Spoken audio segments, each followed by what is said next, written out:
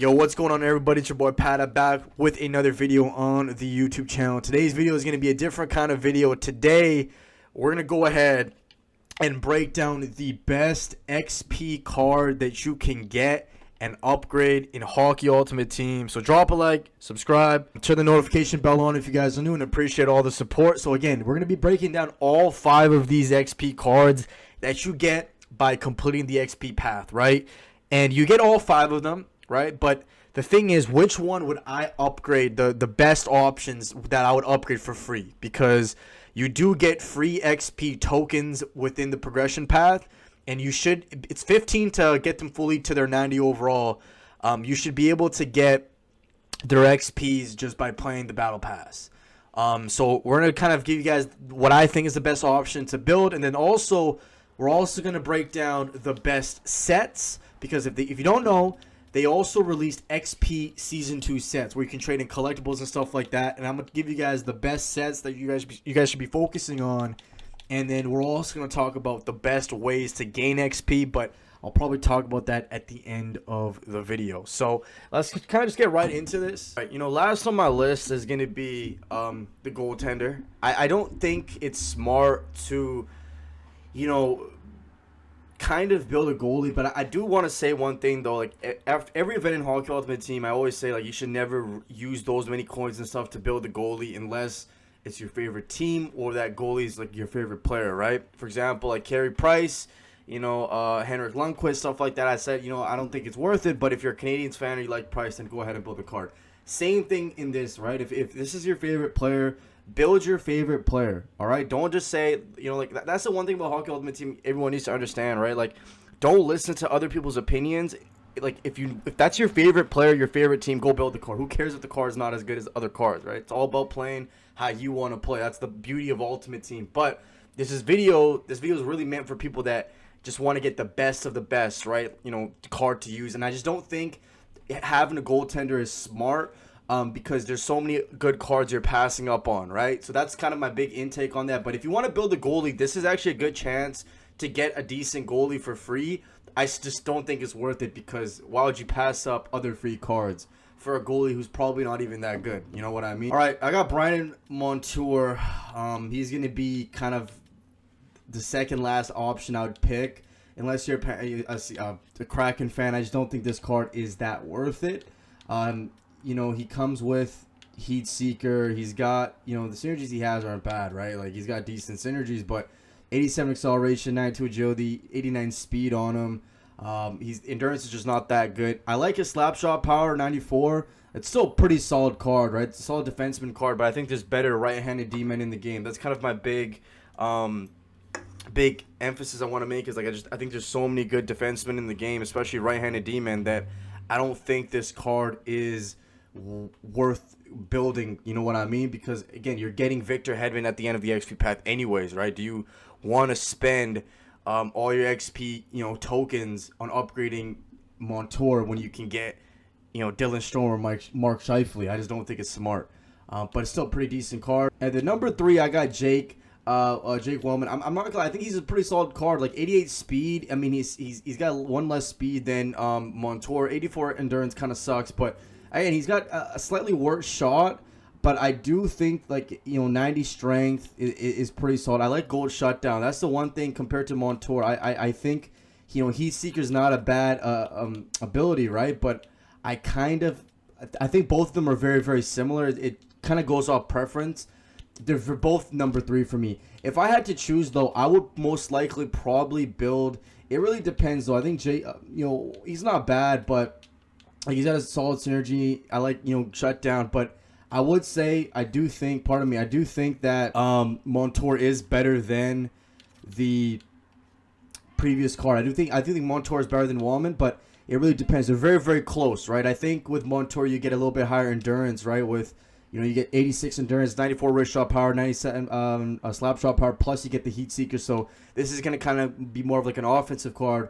Whereas with, Wallman's, again, very, very solid card. He comes with solid abilities, but his endurance is -2. compared to that. So I changed my mind. I'll probably have Montour over Wallman. But all right, guys, I think Dylan Strome and Mark Scheifele are very, very close. They're like neck to neck, in my opinion, in terms of kind of the play they get. But I do think Scheifele is a little bit better than Strome, but I still think Strome's a very solid pick. I'm just not a fan of tape to tape. I don't think tape to tape is like a must get ability for your team. For other people, it might be a little bit different, but for me personally, man, I don't like tape to tape. I think playmaking forward is a good synergy. It's one of the most common synergies in the game. Again, playmaking boost, I just don't feel like it's like, oh my god, you need to get this synergy. It does give you the agility boost +5, but other than that, I don't necessarily think it's that good. This is a good card, though. It's a very good card. He has 84 faceoffs.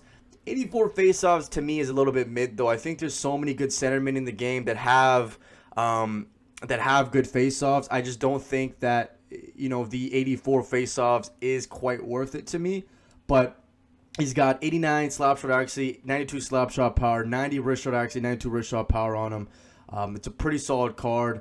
And then he's got 87 speed. Endurance kind of sucks, but I do think this is a very good card. If I would have to build, because I do think that you can build 2 XP cards for free completely, I'd probably go with Strome, and then obviously Mark Scheifele is going to be next. And I'll show you guys Scheifele right now. Here's Mark Scheifele. I used the first card I picked. I just think this is a solid card. 6'3", 87 faceoffs. So he's 3 better faceoffs than Strome. But what I do like about this card, he has a better shot. 89, 89, 92, 89. He has 86 strength on him. 89 speed, 85 endurance, 93 agility. Like, again, they're both. I think Strome and Scheifele are both very good picks. I'm going with Scheifele, though, because I feel like I just like him a little bit better than Strome. I don't know why. I think Scheifele is a little bit more versatile. You know, he's got the better face-offs. Also, I feel like he'd perform a little bit better on the wing. Plus, I just think Golden Unstoppable Force is just a better ability than tape to tape. I think that's the big thing, is like they're both very similar cards, but I think Scheifele just has a little bit better than Strome. Golden Unstoppable Force kind of just makes the icing on the cake, in my opinion. So a lot of people are like, you know, Pat, I don't know if I want to build 2 forwards, right? I feel like it's better if I get a forward and a defenseman, and I completely understand. But the thing is, I would say get Scheifele maxed out and then Dylan Strome, and then you get Victor Hedman for free anyways at the end, right? I don't think, unless you want to build, I'd probably go Montour over Wallman, though. So maybe build Scheifele and Montour and then get Hedman at the end. Or you can build, you know, I still think Scheifele, everyone should try to build either a forward. I think it's either Scheifele and Strome, and then you can kind of pick who you need for the second option by what your team needs. I think that's the best kind of advice I'd give is, for example, let's say I build Mark Scheifele, I get Mark Scheifele maxed out. Then you know what? For your second card, if you really need a goalie, build the goalie card. Or I would probably go ahead and get a defenseman. For example, Montour, he's a right-handed D-man. I would probably build him over Wallman because you're going to get Victor Hedman at the end anyways, and Hedman's a left-hand D-man. That's how it kind of worked the XP. But before I do wrap up this video, guys, I want to talk about XP Season 2 sets. I just think, you know, if you can trade in collectibles for tokens. That's a good thing about this, though, is like I did say that usually you can only build 2 maxed out. You, however, can change that. For example, you can just trade in all your collectibles to get more tokens, and you can kind of max out anyone you want. But I just don't think that's smart. I think you use your free tokens to get 1 free maxed out, and then maybe, you know, you can probably get another card. That's kind of it, right? I do like these packs. I personally would say it really depends. I would personally not buy any of these packs, even the premium pack. I just don't think it's worth it. Superior pack, I don't know, man. I think the legendary pack, everyone should be trying to get the legendary pack, in my opinion. I think that's one pack everyone needs to try to get once. And then I think, you know, you do get, like, I also like these other chance packs a lot, man. I really think that you can pull something good from these chance packs. Like, for example, 82 and 85 10 collectibles. This is, to me, a pretty good gamble because you're getting a lot of collectibles. It's not like, I think, correct me if I'm wrong, you're getting a ton of collectibles by the progression path.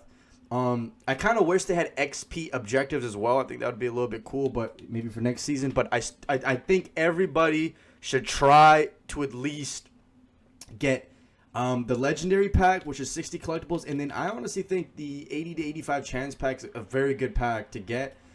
Maybe the 82 plus chance pack, you get 8 collectibles, but I mean, you might as well go for this if you're just gonna get 2 more collectibles. I think these are the 2 kind of best sets you can get, plus the legendary pack. I mean, elite pack is cool, but I just think 30 collectibles, I'd rather just, you know, do this pack 3 times. I would rather do. You probably have a better chance of pulling 85 doing this 3 times than you have with the elite pack. But yeah, that's gonna kind of wrap up this video, guys. Drop a like, subscribe. Before I wrap up this video, the fastest way to gain XP, by the way, guys, is just to play the game. For example, this is kind of common sense, but I'll kind of just add it on because I know some people tend to forget, and you know it's completely understandable. But complete your weekly objectives. You're getting a lot of XP by doing this. 7,000, 14,000, you know, and then boom, boom, boom, and plus you get 10,000 at the end. Every week, complete your, you know, weekly objectives, and then honestly just play the game. I think rivals and squad battles get you the most XP. And just playing those two, and then wildcard gives you, I think, only 300 XP per game. But yeah, that's gonna kind of wrap this video, guys. Drop a like, subscribe. Catch you guys in the next video, man. Peace out.